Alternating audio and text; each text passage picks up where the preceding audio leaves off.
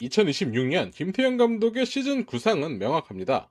수비는 리그 하위권이나 공격력은 최상위권이라는 현실 인식하에 수비 불안을 공격력으로 상쇄하는 전략이죠. 완벽한 밸런스를 추구하다가 이도저도 아닌 성적을 내는 것보다는 확실한 강점을 극대화하여 승수를 쌓는 전략입니다. 물론 스프링 캠프에서 선수들에게 요구하는 것은 수비 훈련일 가능성이 크지만 라인업 자체는 한동희, 고승민, 윤동희, 나승엽을 동시 기용함으로써 펀치력을 강화하려는 목적일 가능성이 큽니다. 어쩌면 손우영 선수까지 중견수로 기용할 수도 있고요. 하지만 이런 전략이 통하려면 빠따가 죽으면 안 됩니다. 기억하기 싫었던 그 연패 시절처럼 타선에 집단 슬럼프가 절대 오면 안 되는 상황인 거죠. 그래서 나승엽과 윤동희는 타격 폼과 타격 스타일을 수정하려는 움직임을 보이고 있습니다.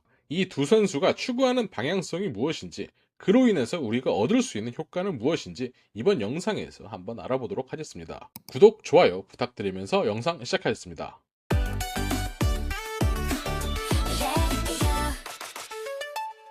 여러분, 메이저리그 역사상 가장 사랑받았던 슈퍼스타이자 전설적인 외야수 켄 그리피 주니어를 아시나요?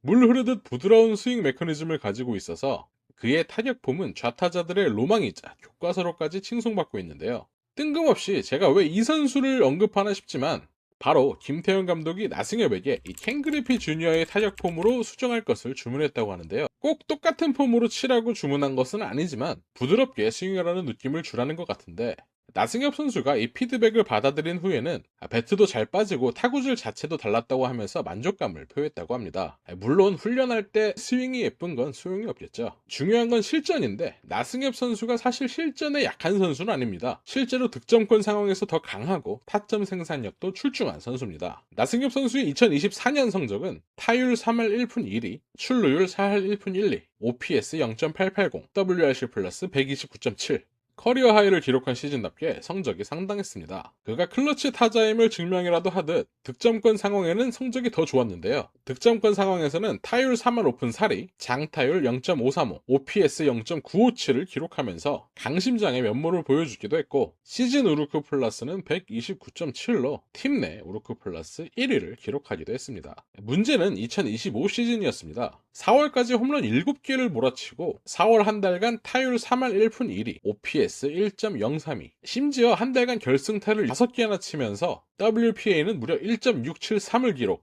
팀 내 최고 타자로 우뚝 서는 듯 했으나 5월에 갑자기 성적에 곤두박질을 치기 시작했습니다. 시즌 초반에 늘어난 홈런이 그에게 오히려 독이 된 셈이었죠. 장타 생산에 대한 자신감을 얻음과 동시에 더 큰 타구를 보내야 된다는 압박감이 인위적으로 발사각을 높이려는 시도로 이어졌고, 이는 무리한 어퍼스윙으로 변질되었습니다. 결국 5월 한 달간 타율 1할 9푼 5리, OPS 0.525, 심지어 장타율은 0.207을 기록하면서 거의 사람이 아닌 듯한 부상까지 겹치면서 시즌 내내 슬럼프에서 벗어나지 못하더니 결국 시즌 최종 성적은 타율 2할 2푼 9리, OPS 0.707, 우루크 플러스 99.8, 홈런 9개. 전년도 기록을 생각해봤을 때 믿을 수 없을 정도로 다른 선수가 돼버렸죠. 사실 나승엽은 거포 스타일이 아니고 라인 드라이브형 중장거리 타자입니다. 우리가 나승엽에게 처음부터 바란 것은 홈런이 아니라 정교한 컨택과 높은 출루율이었으나 팀 상황상 나승엽을 4번 타자로 기용하였고, 나승엽에게 장타를 요구하게 되고 2년차 징크스까지 겹치게 되면서 그에게 강박으로 작용했을 수 있습니다. 그 이후 타격 슬럼프가 길어졌고 심리적으로 위축된 와중에 부상까지 겹치면서 수비뿐만 아니라 타석에서의 집중력까지 잃으면서 시즌을 통째로 날려버린 거죠. 이런 절망적인 상황 속에서도 희망적인 지표는 분명 존재했습니다. 극심한 타격 부진 속에서도 나승엽의 볼넷 비율은 여전히 14%를 넘겼고, 볼넷 대비 삼진 비율 역시 준수한 수준을 유지했죠. 이는 나승엽이 선구안 자체를 잃어버린 것은 아님을 의미합니다. 나승엽의 장점은 여전히 살아있습니다. 기본기가 있기 때문에 타격 메커니즘만 교정된다면 언제든지 2024 시즌의 퍼포먼스로 회귀할 수 있음을 의미합니다. 그런 점에서 김태형 감독의 인터뷰는 긍정적이라고 할 수 있습니다. 김태형 감독의 인터뷰를 살펴보면 나승엽이 공이 너무 안 맞으니까 에버리지보다는 홈런을 노리면서 스윙을 너무 크게 가져간 것이 부진의 원인이라고 짚었던데, 이는 나승엽의 타격이 과도한 어퍼스윙보다는 좀 더 컨택에 초점을 둘 예정임을 기대할 수 있습니다. 그렇게 되면 어느 정도 저점이 보장되기 때문에 아무래도 작년 시즌 같은 일은 덜 벌어질 거라고 기대할 수 있죠. 그 다음 얘기할 선수는 바로 윤동희 선수입니다. 어쨌든 기사를 보니 윤동희가 박건우 선수의 연락처를 찾고 있다면서 2026 시즌 목표를 3할 타율로 설정했다는 소식을 들었는데요. 전에는 장타를 치기 위해 초점을 두고 벌크업을 했다면 이번에는 좀 더 정교하게 시즌을 치러보기 위해서 클리크를 수정했다고 하는데, 사실 윤동희 선수의 2025 시즌 성적은 타율 2할 8푼 1리, OPS 0.819, 우르크 플러스 128.9로 그렇게 나쁜 것만은 아닙니다. 홈런 개수와 2루타 개수가 2024 시즌에 비해 줄기는 했지만 부상과 성적 하락으로 인해 2군에 갔었던 시간을 제외하면 타석수 대비 장타율은 여전한 모습을 보여줬습니다. 볼산비는 0.59에서 0.75로 오히려 좋아진 모습을 보여줬으며 WRC 플러스는 전년 대비 15.8이나 오른 수치를 기록했습니다. 사실 데뷔 이후 윤동희는 꾸준히 우상향의 성적을 그렸습니다.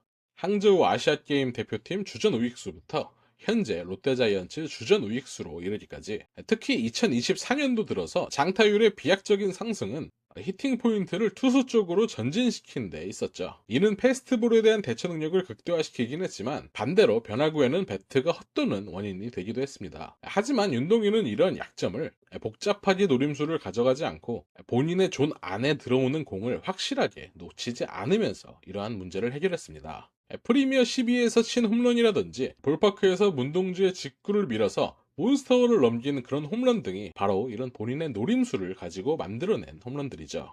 또한 윤동희는 수비 능력도 준수하며 특히 강한 어깨를 보유하고 있습니다. 어깨는 리그 외야수 중 상위 티어이며 중견수와 우익수를 모두 소화할 수 있는 그런 능력을 지녔죠. 외야 전향 초기에는 타구 판단에 좀 어려움을 겪었으나 2024 시즌과 2025 시즌을 겪으면서 낙구지점 포착 능력이 많이 향상되었습니다. 최근에 햄스트링 부상과 벌크업으로 인해서 주루 능력이 예전과 비하면 많이 떨어지긴 했지만 주루에서도 준수한 능력을 보였던 그야말로 공수주에서 완벽한 밸런스를 가졌던 육각형 선수임에는 틀림이 없었죠. 그래서 저는 윤동희 선수의 타격에 대해서는 굳이 팀에 맞춰서 수정하기보다는 윤동희 선수의 스타일대로 그냥 내버려 두는 게 베스트라고 생각합니다. 왜냐하면 윤동희 선수는 본인의 타격 스타일대로 지금까지 꾸준히 잘해왔던 선수이기 때문이죠. 그리고 2026 시즌을 앞두고 연봉이 10% 하락하면서 좀 억울한 측면이 있긴 하겠지만, 그럼에도 가을 야구 탈락에 본인의 지분이 있음을 언급하면서 멘탈적으로도 성숙한 모습을 보였습니다. 롯데자이언츠 팀 내에 중간다리 고참이 부족한 상황에서